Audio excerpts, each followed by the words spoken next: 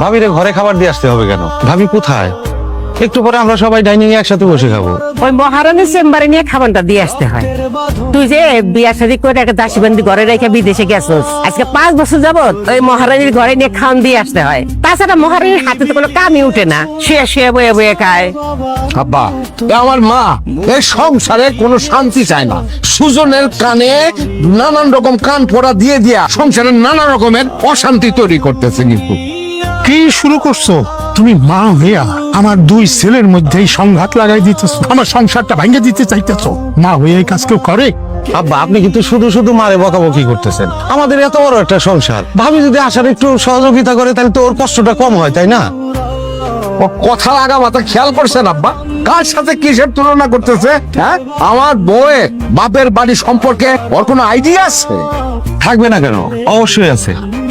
ঝামেলা করো না তো, আমার এমনি ঝামেলা ভালো লাগে না। আর ভাবি রুমে খাবার দিয়ে আসতে আমার তো কোনো সমস্যা নেই, তোমার কিসের সমস্যা বলো তো? তুমি যেরকম বোঝো এরকম যদি মা আর সুজন বুঝতো, তাতে এই সংসারে কোনো ধরনের অশান্তি হয় না, কোনো ঝামেলা হয় না।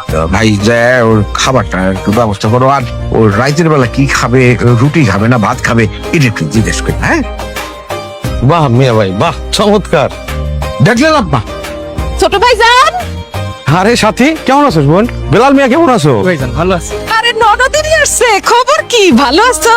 কেমন আছেন আপনি? জি বরাবর।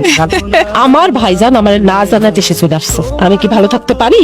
ভাইজান যদি আমাকে জানায়, তাইলে যদি আমরা বলি যে দামি মোবাইল ঘড়ি এগুলা চাই, এই জন্যই তো ভাইজান না জানায় চুপি চুপি চলে আইছি। আরে আমি তো কাউরে জানাই আসি নাই, আমি তো ভাবছি সবাই সারপ্রাইজ দেবো। তুমি কি কোনো কাজ কাম করো নাকি এখনো বেকারই বসে আছো? শুনলাম সাবার বিয়ের জন্য নাকি তুমি অনেক টাকা পয়সা আর সোনার গয়না নিয়ে আসছো। তুই দেখো নাই বড় ভাইজানের বিয়াতে বড় ভাবিরে গা ভর্তি স্বর্ণ দিছে, নিজের বউরে অনেক স্বর্ণ গয়না দিছে। হ্যাঁ, আবার ছোট বোনের বিয়ে হইতাছে, হেরাও দিতেছে। কারণ হেরা হইলো ভাইজানের আপনজন। হু আর ইউ? তুমি কেডা? হ্যাঁ, তুমি তো হ্যাঁ পর। তোদের বিয়ে তো আমার বিদেশ যাওয়ার আগেই হয়ে গেছে।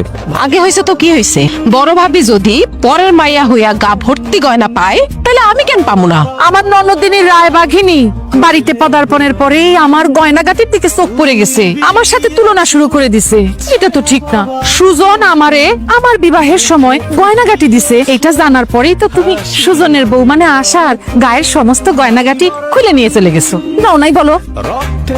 আশার বিয়ের গয়না খুলে নিয়ে গেছিস? তো কি বলতেছি আমি? আমি কি মিথ্যা কথা বলতেছি?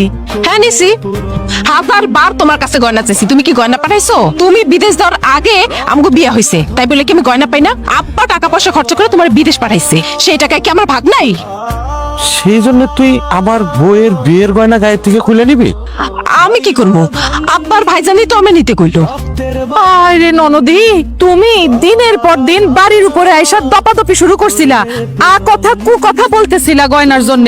তখন আব্বা বাধ্য হইছে, তোমার ভাইজান বাধ্য হইছে তারে বলতে আশার গয়না নিয়ে যা।